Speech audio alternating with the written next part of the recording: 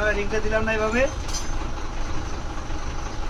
দেখবেন যে কিছু কিছু পিস্টনের সাইড খেয়ে যায়, টপের মাথাটা খেয়ে যায়, ঘর্ষণ পিস্টন তেরা হয়ে যায়। এটা তেরা হবে না, পিস্টনকে স্ট্রং কম্প্রেসর চেম্বার এখানে, এই কম্প্রেসর চেম্বার যখন এখানে বড় প্রেশার করবে তখন অটোমেটিকলি এই যে রিংয়ের যে টর্ক আছে, রিংয়ের যে প্রেশার আছে, প্রেশারে একে খাড়া করে রাখি দিবে, ঠিক আছে? তখন এই যে পিস্টনের এক সাইড এই উপরে যে টপটা এই সাইড খাবে না, এবং পিস্টন স্ট্রং থাকবে, সোজা থাকবে, একদম স্মুথ সোজা উপরে উঠবে আর নামবে, ঠিক আছে?